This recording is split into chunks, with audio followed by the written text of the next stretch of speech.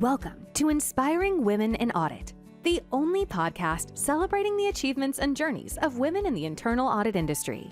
In each episode, we spotlight the extraordinary stories, insights, and expertise of these dynamic professionals. Our aim is to amplify their voices, inspiring a new generation of women auditors to share their knowledge, experiences, and unique perspectives. Remember to check our show notes for links to our social media channels and to subscribe to the Inspiring Women in Audit newsletter. This podcast is brought to you by I4 Global Results Limited, the audit communication experts, dedicated to transforming your audit reporting and your audit results through communication, optimization, and collaboration. Now, let's dive into this episode of Inspiring Women in Audit.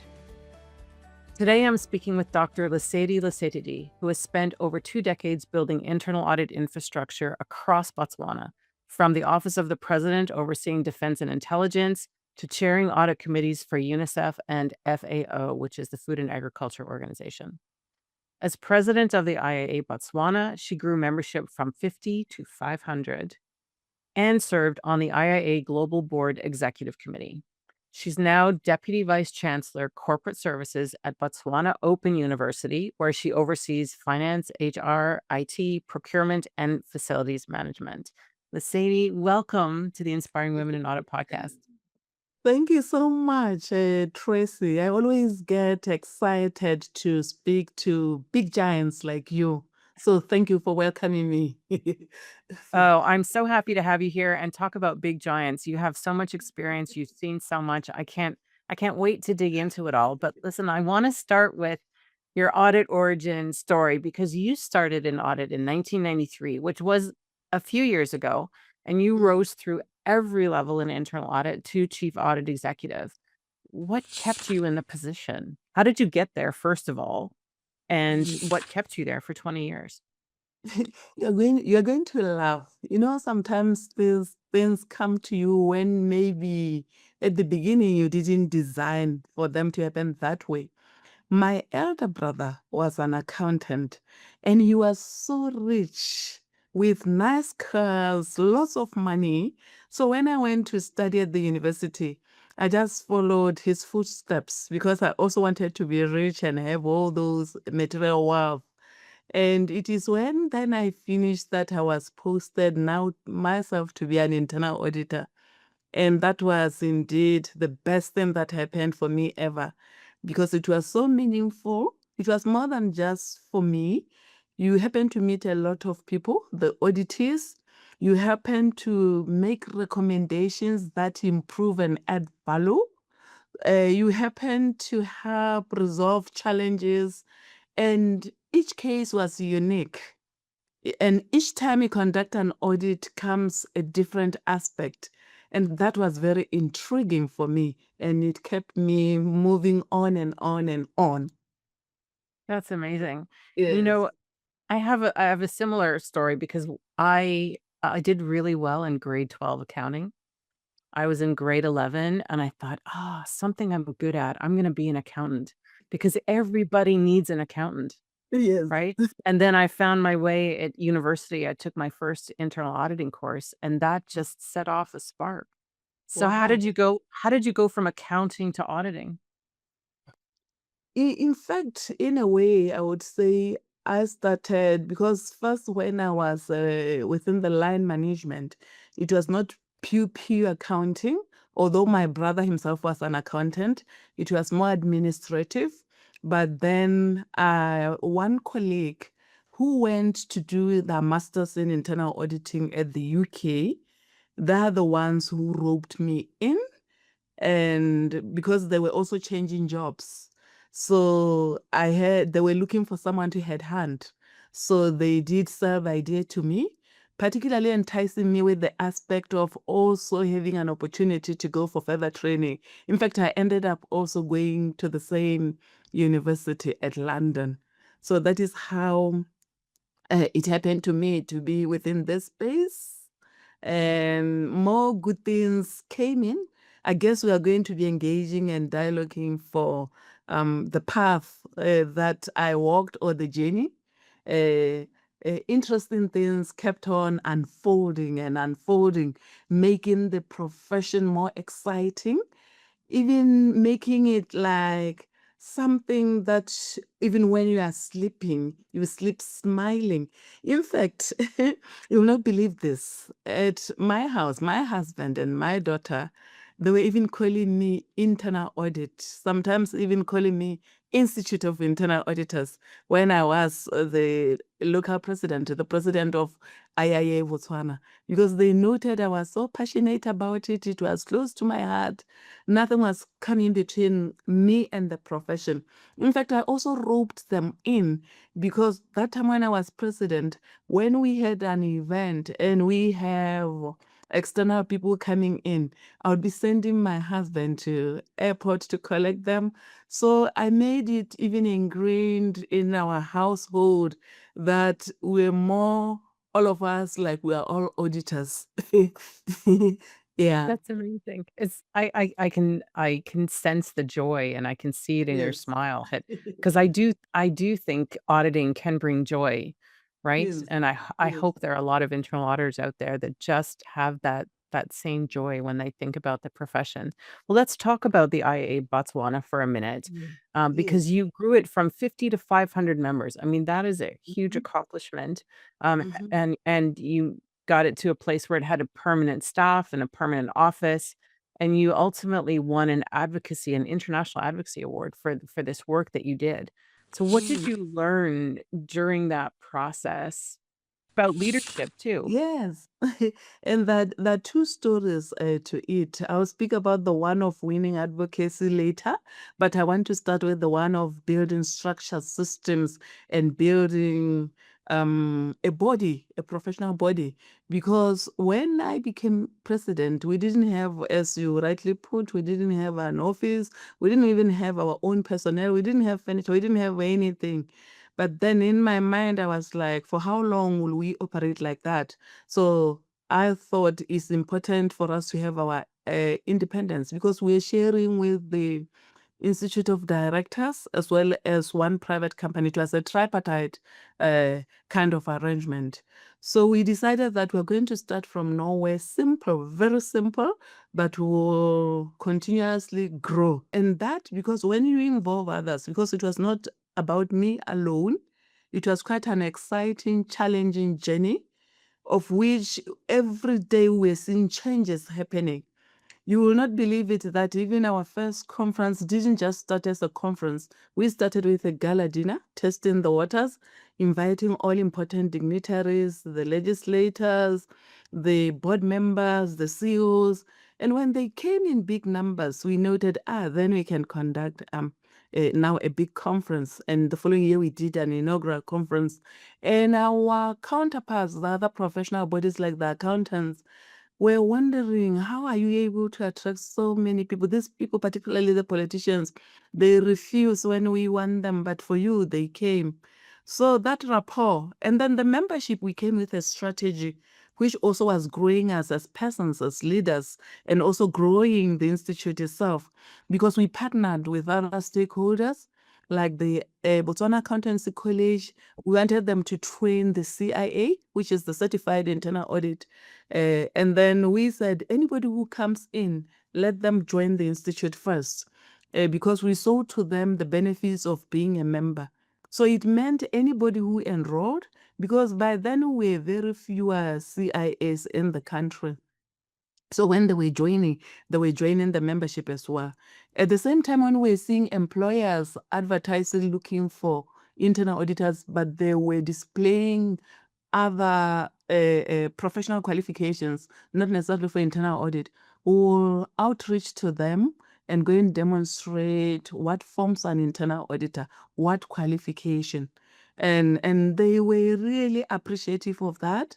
And that in a way grew the professionals themselves, even those who were not serious even about sharpening their professionalism, recognizing that the institute is now becoming visible and growing, they wanted to be part of. Because also we were partnering with the media. Anything that we're doing, It was attracting the media, and when they see it on media, they think they have missed, and next time they join in. Quickly, Tracy, on the advocacy thing as well.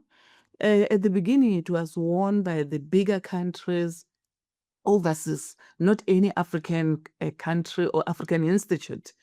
For Botswana, smaller as we are population-wise, for what we did, we mapped everything so well, such that when we submitted what we are doing in this area of advocacy, one could easily see the impact, meaningful, uh, um, desirable that we're doing for our economy, not just for internal auditors, also for the country at large, for the organizations as well. So indeed we won, and we did when we had the first international conference at South Africa, and they called us to the big stage to receive the trophy. I even took our country flag because we're feeling like we are raising our country flag high. And from there, we didn't stop there. We went to the national television where we're showing off to everyone that look at what we are doing within our profession.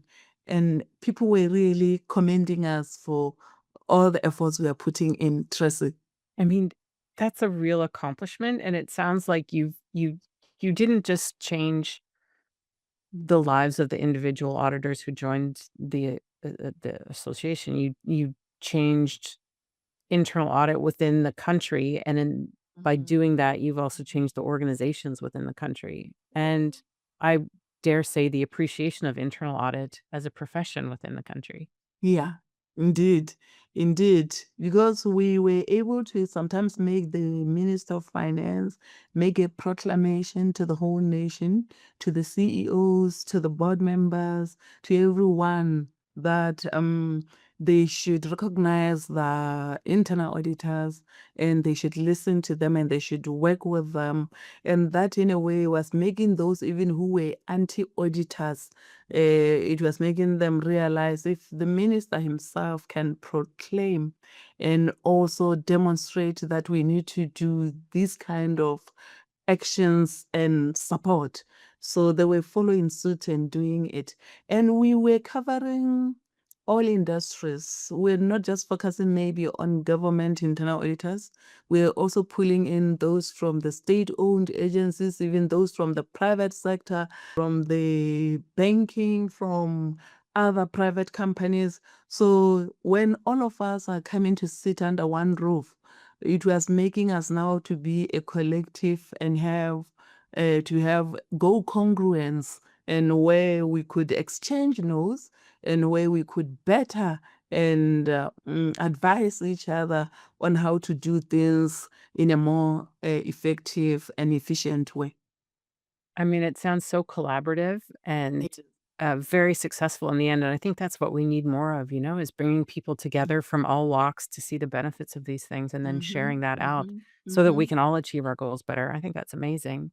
So you've visited heads of state and parliaments across Africa. You've appeared on national television. You're on many, many podcasts. I know because I've seen some of them. You've secured government commitments to standardize auditor compensation. I mean, that's a big deal. How did you position internal audit as essential to national economic health rather than just the box Yes. tickers for Yes. compliance? Yes, Tracy, because earlier on we were speaking with a focus of the local environment. And I like your question so much because then it takes us through the journey as one was expanding beyond boundaries. And I still remember that day very well when we were gathering to do our African Federation. I had my fellow other presidents from other countries of institutes of internal auditors. The first question they were even asking me was like, are there no men at Botswana? How come they sent such a young lady? And I think they were just judging the book by the cover. In my mind, I'm like, okay, I will demonstrate to them that dynamite comes in small packages. Right? Yeah, Right. I one think might that's a think. great word for you. You are dynamite. Yes. So By the end of the week, it was them now all agreeing to say, this is the person that we want and we are eyeing to be our president of the federation. And it goes now to your question, whereby now we were able to penetrate and open all doors. Because one thing I noted, I don't know if it's happening also that side of the world. Here in Africa, sometimes when we have people coming from outside, particularly experts, people tend to listen to them more. So we were taking advantage of that. So when they were in conferences, we'll make appointments with people who matter, such that we can go and advocate, we can go and demonstrate the need. And indeed, they were listening and we were really impacting, because also we're coming from different countries now as a region. So that was quite something that one will never forget, because we were able to rub shoulders with anybody, whether it's the head of state, whether it's the prime minister, whether it's other ministers, anybody you can think of, including both the CEOs, the board members. So it was so easy. And the time also we linked it, because it's about systems thinking.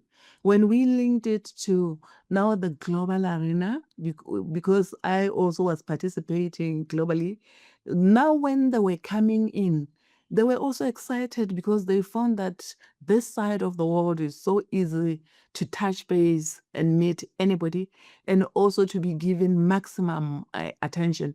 You will agree with me, Tracy, when you are given that attention, obviously people will listen to your needs and sometimes heed to those needs and act accordingly. So that is how one was moving through from the local to the regional within the continent, even to the international. Perhaps allow me quickly to speak to the international itself. When I was there, I noted also my fellow other board members were very renowned people, and maybe older even by age and wisdom wise. But at the beginning, one needed to make their voice heard. I'm saying this because it's relevant to our topic of empowering women auditors, or even women in general. Uh, I had to make my voice listened to, because at the beginning, the masculine voices were dominant in the boardroom, in the room. And then there comes that femininity of that voice. And people perhaps at the beginning were not necessarily listening, but I had to command for them to listen. That, can you listen to me, please? I have a point. And they were indeed now. And it ended up where now it was them, even when I've not raised their hand, they would be saying, perhaps Lesedi wants to say something. And also wanted to give the perspective of the region where I was coming from in Africa, without losing the big picture. Because when you are at the international forum like that, it's all about the big picture, which covers everyone, and trying to provide some kind of equity. But you can't do that by ignoring what happens in the various regions within the world. So perfectly, I think they brought the right person, because I was persevering to bring forth that aspect, that this thing, much as you want to introduce it at where I come from within that region, it might not work. And yeah, they were listening, and it was balancing and accommodative at the end of all the discussions. Tracy. Can I dive into your experience there for a minute, being a woman in this masculine environment? I know when I was an auditor, Mhm. I remember being 27 years old in a room full of men in suits, Male counterparts, yeah. and they represented the business, the C-suite, the CEO, the CFO, the head Yes. of legal, all of that. And it was quite intimidating. So what characteristics do you think you brought with you that had them sit up and pay attention and treat you as equal? Yeah, and for maybe Tracy, for some of us, we have been lucky a bit, not to say other women can come forward as well. Because with me, I grew as the only girl amongst my four brothers, straight in between them. And it made me look at them as other people, not necessarily people who intimidate me. In fact, because also all of them really valued me so much, they made me feel important. And to me, now when I'm sitting with males, I was not necessarily seeing them as males, I will be seeing them as colleagues. So that then makes me comfortable. And that then makes me forget I am a woman amongst them. So whatever then I need to do, I do it comfortably without remembering, oh, it's a no-go area, I'm a woman. Because even my mother, who was a teacher, was teaching us to be able to function in both facets, that my brothers were able to function in the women's space. Similar, even me, to function within the male dominant space. So in a way, I guess that has helped me through my career path in the boardrooms, in the job interviews. In fact, where I saw men, if it's a number of them, it was even exciting to me.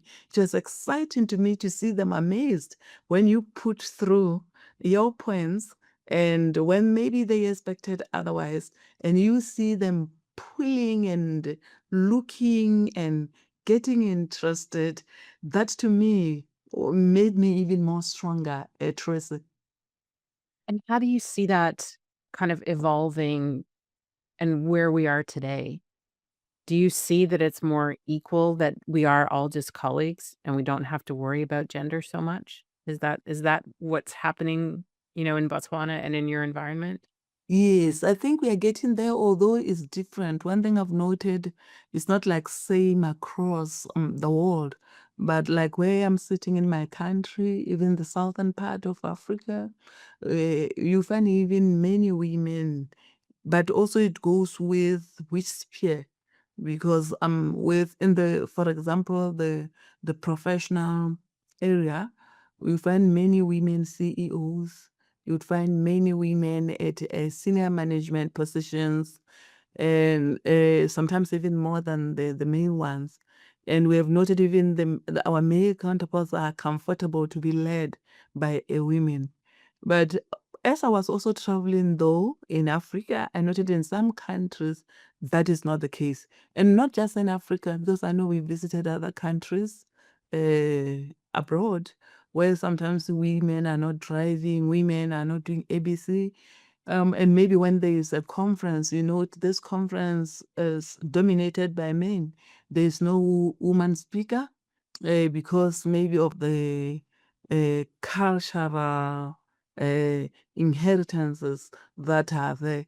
But in my country, I'm happy to demonstrate. Yeah, it could be lacking in other spaces, like in the political, where there are more men as parliamentarians. But in other spaces in the corporate, I've noted quite a number of women. Just look at my university, for example, here.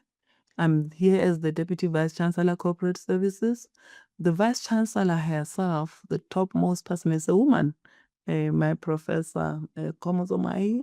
The Chancellor even is a woman, Professor Sheila Tlu. So just that demonstrate, look at how many women are holding these high positions. So we're getting there. Yeah, we're getting there slowly and surely. There's still a lot of things that inhibit. There's still a lot of efforts that must be put in. And we're not saying we should also ignore, because it should start with the girl child as they're growing. I like it, Tracy, you have identified the women within the audit space so that we empower them. But the thing is, we need to move even more than that without leaving behind the boy child and the young men that are growing, because also they need to be taught to recognize the importance of women who would complement what they're doing. Otherwise, we end up with things like passion killings, what, because the other side, they don't understand the value that can be brought by the women. So we need to balance the scale. Yes, we need more efforts for women, but we should also not leave behind the men. That is what I advocate for personally. Yeah, I'm a woman thing, but I'm saying we don't live in isolation. And as women, we should not expect to get things in a silver platter. And we should work hard, have competitive edge as well. Let it be that when you are considered as a woman, but you have what it takes as well, not where you are given when you don't deserve.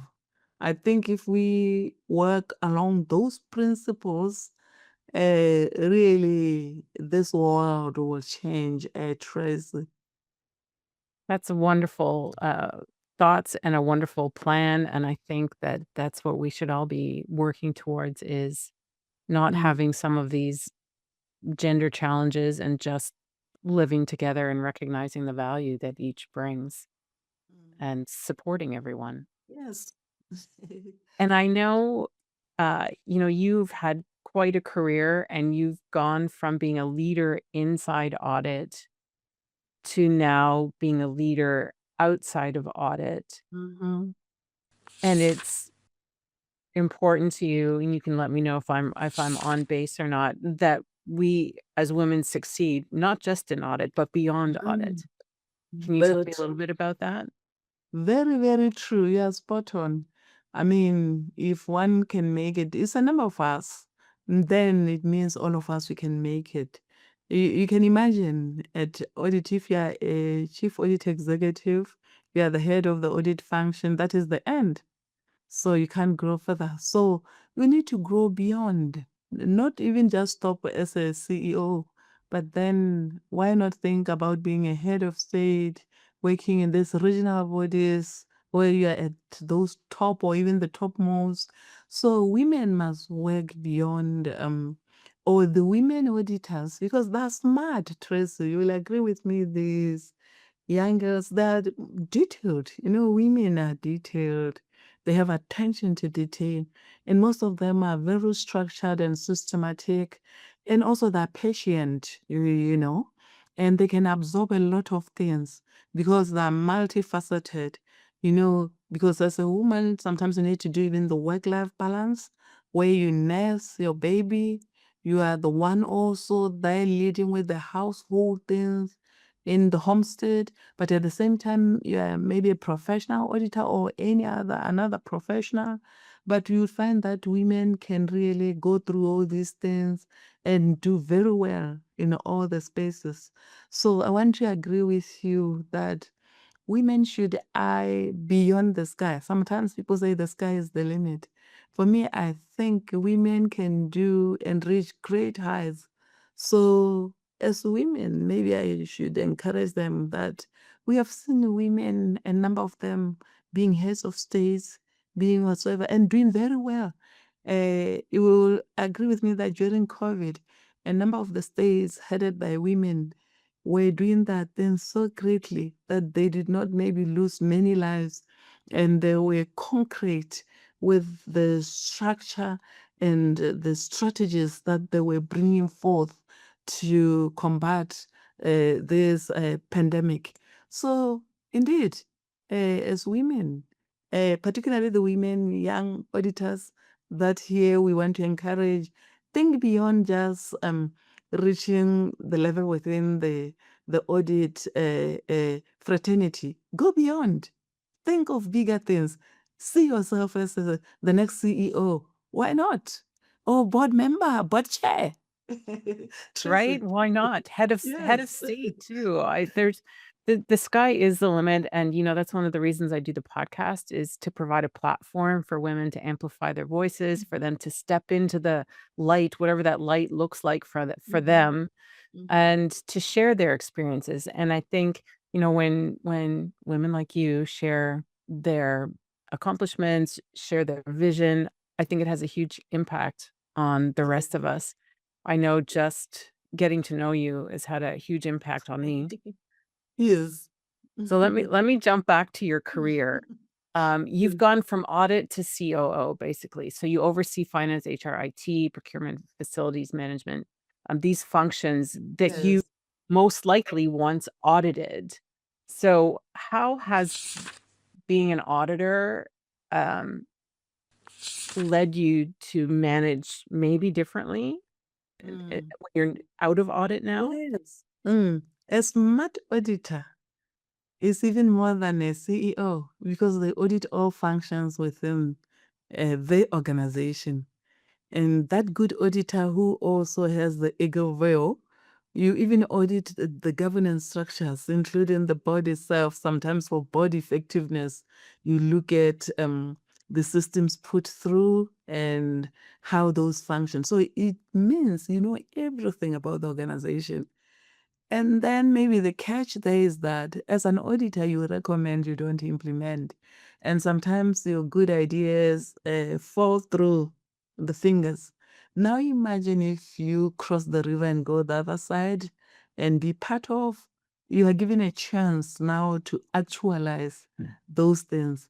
So I think being an auditor makes one be grounded and is very profound, and it gives the fundamentals, and it gives that edge, the competitive edge. I could imagine right now, even before I did my doctorate in business administration, which covers almost all these portfolios, I was already very conversant, if that is the word, with all these functions. Because, yeah, some of them I might have learned with my other degrees, but because from practice, I was reviewing and auditing these things, then I was knowledgeable on them. So it makes even my leadership more smooth because nobody can cheat me with anything. When you are in accounting, you speak about the control environment, the financial control. I'm already aware of what needs to happen and which one can be compromised. When you speak HR in that space also, whether it's the risks, whether it's the needed controls, whether it's the functionality of dealing, because people are not furniture. So already I'm there at that level where I know what is needed. And also it enables me to balance because you can imagine if you supervise finance where you want prudent financial management, but at the same time you want the best for your people, isn't it? Sometimes the best for your people, they demand for rewards for this, but you know that that is going to affect the going concern or the money. How do you play around those things? That is when now your audit analytical mind comes in, such that you benefit the people by not making them disgruntled, by also using texts where they will not feel ignored, but at the same time, you make sure you protect the past of the organization. Because if you just give and give, you might affect the organization and it might not be sustainable. So the auditor's mind comes very well there. And then dealing with other stakeholders as well. You know, you're calculative, you also use your other skills of an auditor, which is not coming out, which are implicit or which are embedded, and one can pick. Because as auditors, we are sharp enough to recognize certain things through nonverbal communication, to observe, to deeply look at things, even when nobody's saying anything, or even when you are not auditing, you are able to see where things can lead to.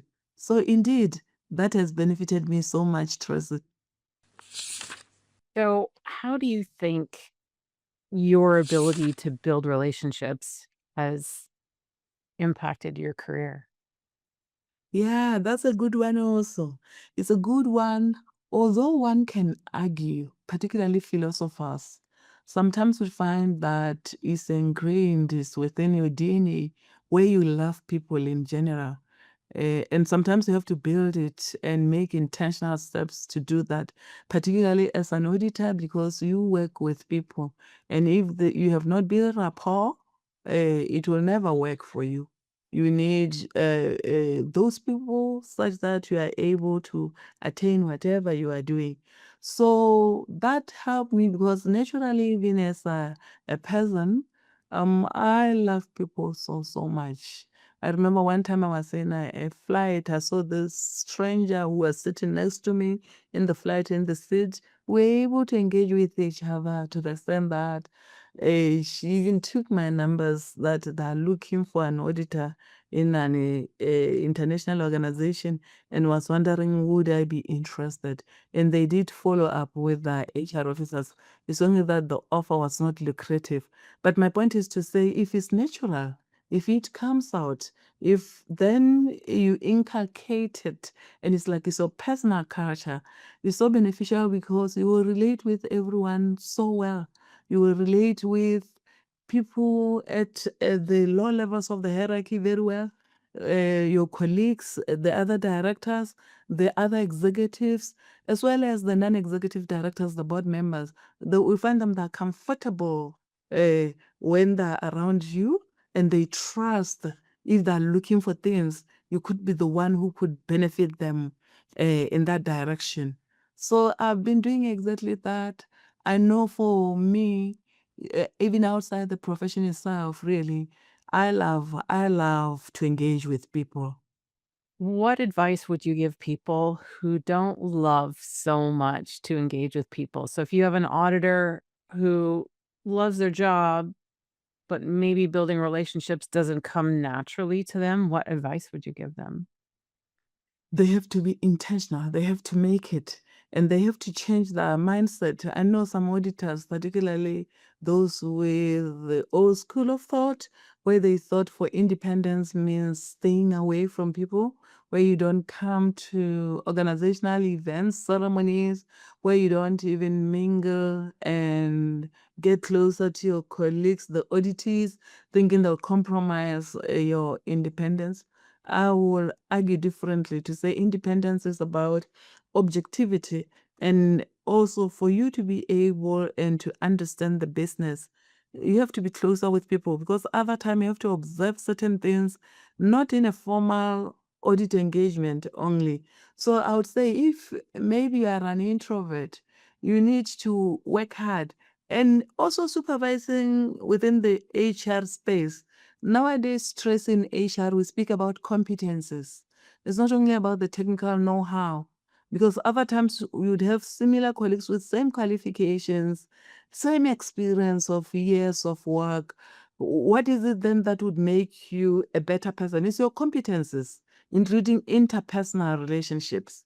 So I would tell the auditors who still believe sitting in your cocoon world, in your corner, and just talking to the books, you think it will provide good results. No, it's not only about the technical know-how. It's also about your competences. It's about knowing how to deal with people and the environment. So I would encourage them, guys, gone are the days where we're staying away from people. Fellow internal auditors, come forward. And we're saying, I believe you know this, that gone are the hindsight and the oversight want now to bring insight and foresight. And we need to behave like consultants. And you can only do that if you engage and you are able to interact, and then people would be willing to listen to you. You can imagine in my university here with academics. The academics are one stereotype. I mean, you need to earn their confidence and trust. And how do you earn that? It's only through interactions, being visible, impacting, demonstrating, them seeing your worth. And that it comes with communication and good interpersonal skills. So I would say that is the way.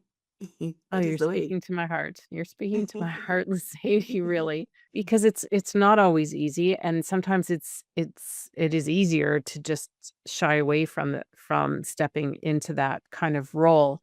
But hopefully, we all see how important it is, and it is, the hindsight, which we do so well as audit. Mm. It's easy. We can do it blindfolded, hands tied behind our backs. We can do the hindsight thing, no problem. Insight, I think we're getting better at. Yes. But the foresight is where we need to focus, I think. The True. insight and the focus as we go forward and building those relationships, having that Mm. trust is critical to Mhm. doing the best job possible in internal audit. We can do the inside by sometimes being part of of course, we will not audit that afterwards because sometimes we have to give real-time advices. Sometimes I argue with my fellow colleagues or my fellow auditors to say, I know some get excited when they have adverse findings, but my thing is, isn't it better to prevent it to happen as opposed to coming after effect when already everything is spoiled and you can't recover? So that is where now the insight and foresight comes in, and you being a partner to the business, because that way then your value would be easily seen by everyone. You can advise instantly as long as you are comfortable and you know what you are bringing forth is something that you maybe will have benchmarked or read or you understand very well. It will unravel the thing. So auditors must learn to be there, be part of the organization. Don't come after effect all the time. On that note, let me ask you one level deeper. What would your message be to chief audit executives who don't believe auditors should be consultants, who don't believe auditors should be consulting on projects before they actually get finished? Because there are still some out there. Mm. I would tell them they'll end up being irrelevant. Sorry for me to use that word because I mean, if you are not there and perhaps you don't understand the strategy of the organization, you don't even understand where people are coming from for them to be doing things that particular way because you are not part of and you are staying away.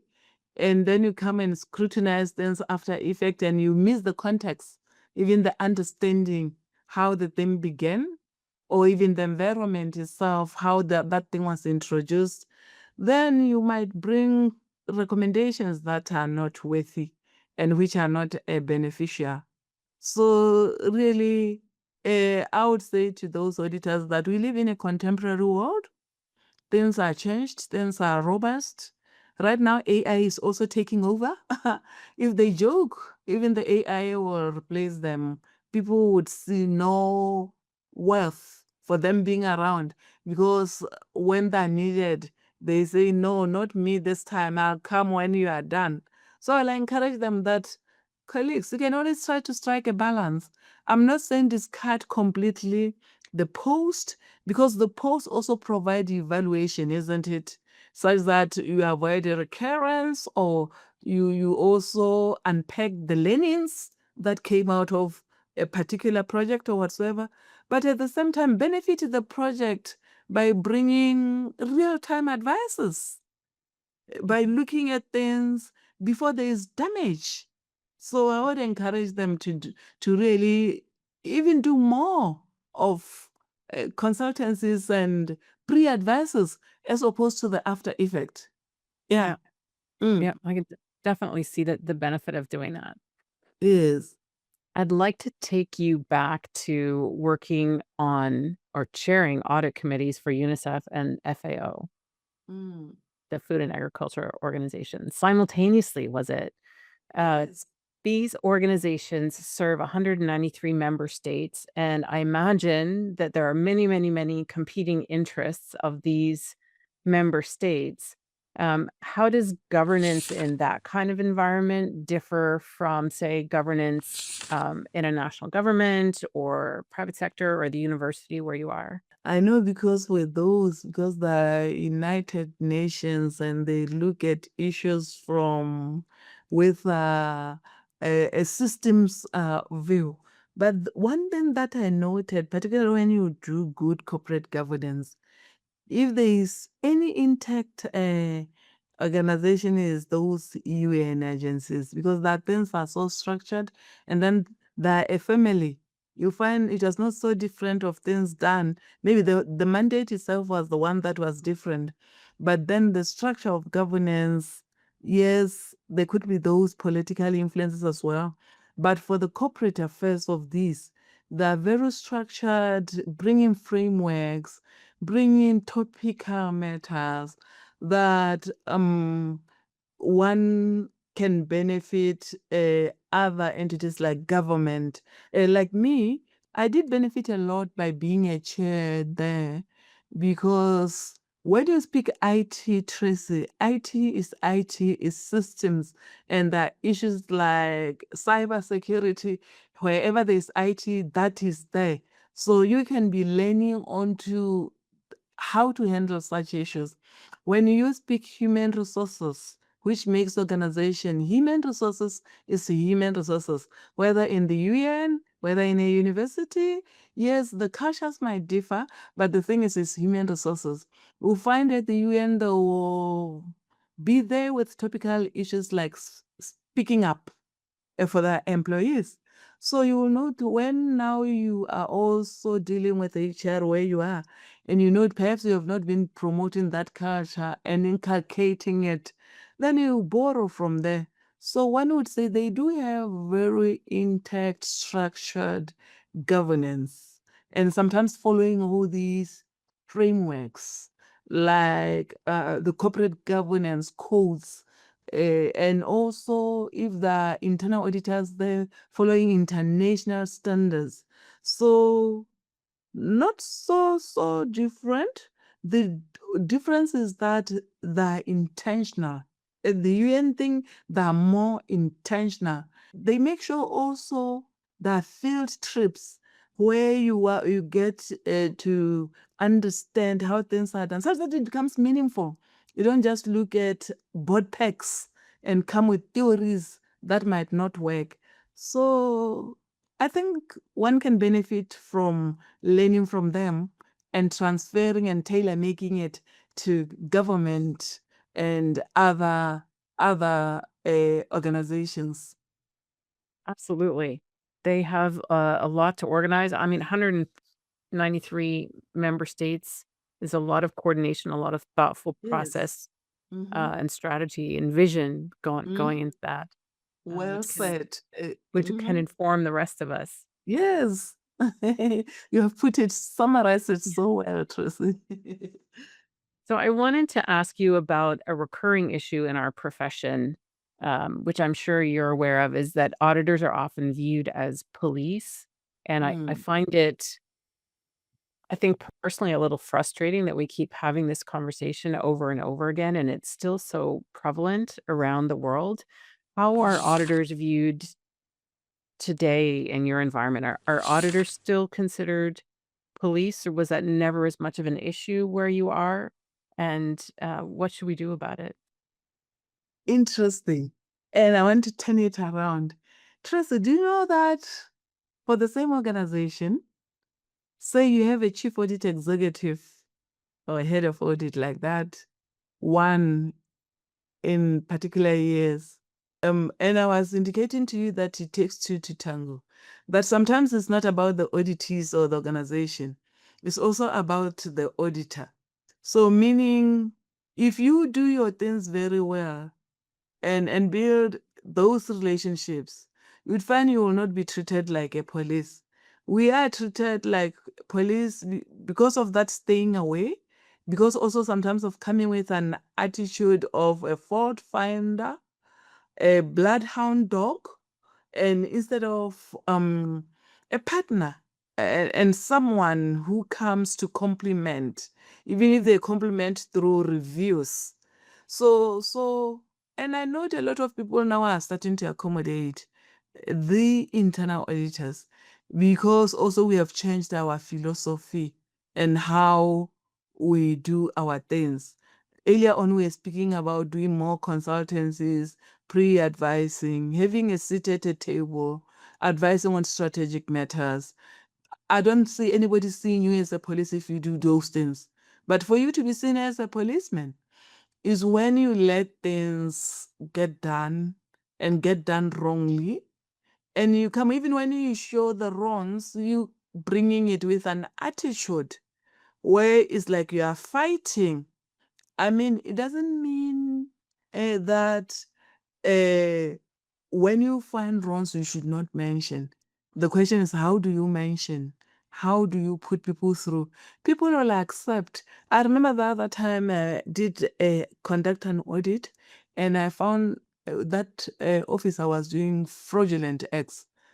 You know, even that woman, when was taken by the police, she was waving to me and saying to me that it's not your fault. It's me who did the wrong thing, because I didn't come there with an attitude of coming to find the wrongs. I came along the wrongs as I was doing my audit.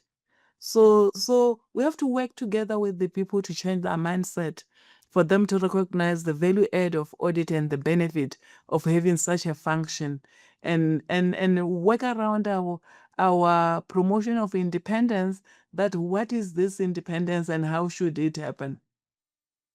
Then we will not be regarded as the police. Yeah, maybe fewer would take time to understand, but it's changing, I think. Dynamics are changing. Tracy, you remember the old auditors used to come and bend the table, kick the tables, shout at people, where people would be so scared, and it's like a lion just entered the room. So, but nowadays people are not so scared of auditors. Sometimes it's even the auditors or management calling you for special audits, because they think it is only the auditor who can help us unravel this issue.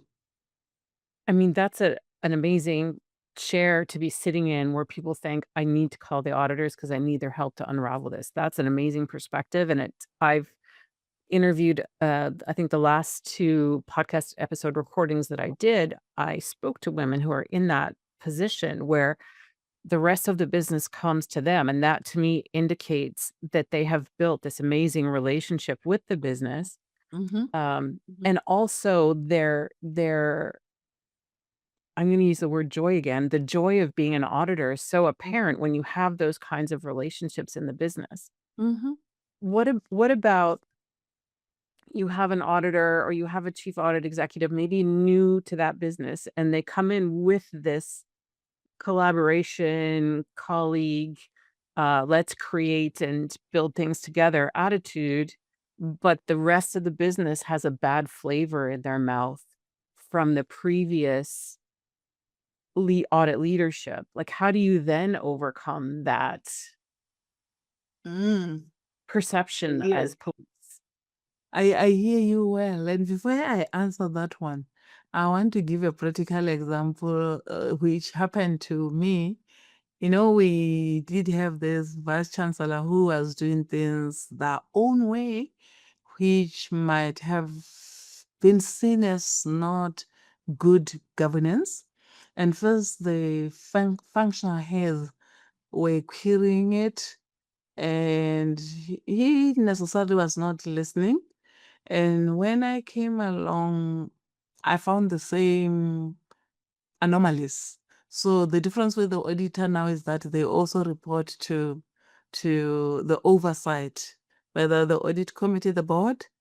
And I think he did not take kindly, although he was engaged and involved, even when the report is taken, that is the quarterly report that goes to the oversight. It was passing through his office.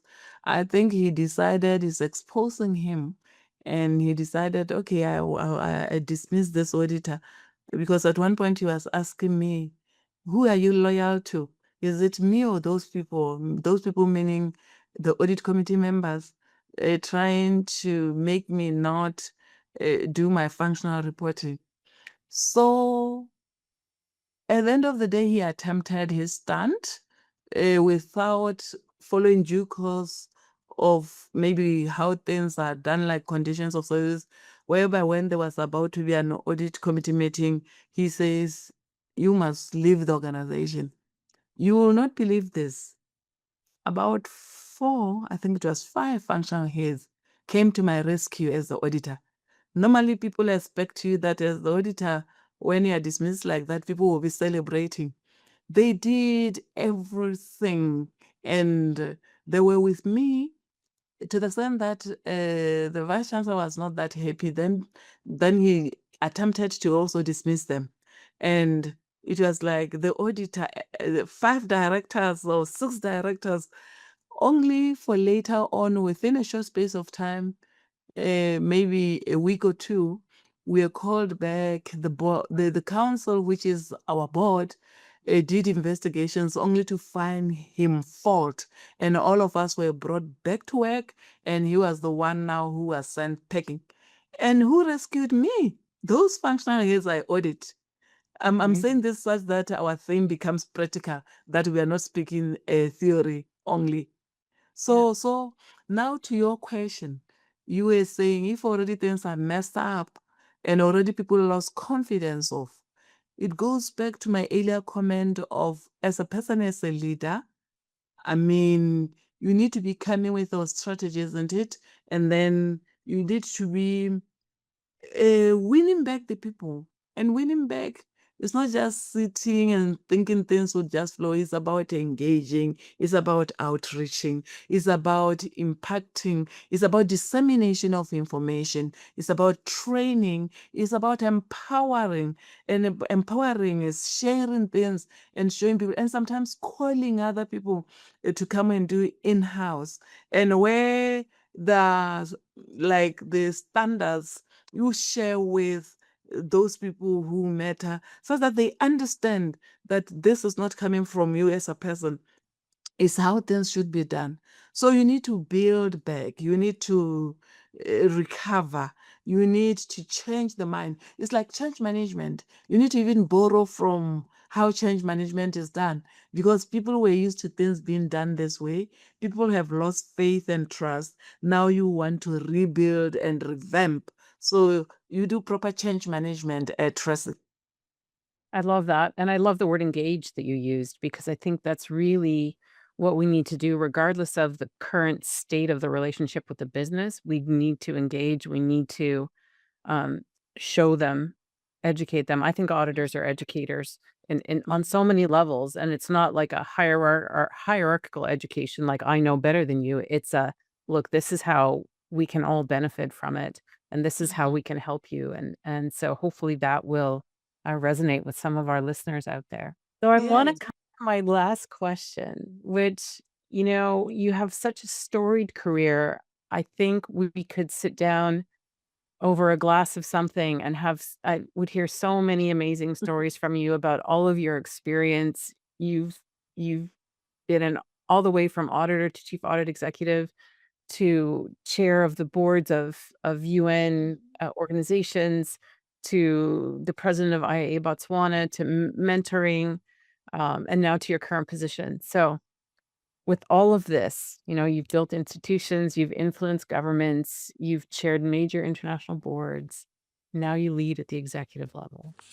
When you look back on your career and maybe on your audit career, what impact matters most to you? Legacy. I mean, like I said, life is not about one person. It's so intriguing. It mesmerizes where you note some of the things that you introduce being beneficial to the next person out there. And near to our theme and topic today, Tracy, you can imagine being a woman yourself, where you recognize other younger women who looked up on you, who sometimes outreach for you to mentor them, or you where you have noted talent and nurtured that talent, and you seen them now impacting, you seen them doing good. Do you know that that is priceless? So what I'm trying to say is that sometimes it's not about getting reward, particularly financial. The reward is the impact that you would see. I mean, when you audit, don't just look at where you are. Don't just look at the output. Look at the impact itself. What are things that you can associate yourself with where you know before those things were not there? But because of you and your other colleagues who were able to pass through barriers, or even when they're not barriers, but initiate, innovate. So those are the things really that makes me so. And the other thing is to be a pioneer. I like founding. I like starting things because it gives you to bring out your creativity. I like creating. I like happiness when I see the next person happy because you were able to provide. It makes me more happier than them. Fantastic. Yes. Dr. Lesedi Lesetedi, thank you so much for being a guest on the podcast today. It's been a pleasure. Thank you so much, Tracy. Like I said to you, you are doing good because what you are doing is creating a vehicle for us to speak up. Ilona was talking about speaking up because, I mean, if you put this through the social media, some would be interested to listen to us. Some would even want to reach out. Some would want to exchange notes. Some would even want maybe to differ with us. It is okay. I mean, we have to look at this from different perspectives and at the end synchronize and bring forth a better solution. So I want to thank you for this invitation. And indeed, it was quality time for me to engage with you. Thank you so much and all the best. May your podcast grow bigger and bigger and impact in this world. Thank you. Yes. Hi, everyone. Thank you for joining us on this episode of the Inspiring Women in Audit podcast. We'd love for you to stay part of our growing community, so subscribe wherever you're listening. If you're enjoying our content on platforms like iTunes or Spotify, a quick 5-star rating from you would mean the world to us. It's a small action that supports our mission immensely. Don't forget to explore the show notes for various links and join our vibrant community on all our social media platforms. Your interaction and support play a crucial role in amplifying the voices of inspiring women in audit and spreading their inspiring stories even further. Thank you for being a part of our journey, and we'll catch you in the next episode of the Inspiring Women in Audit podcast.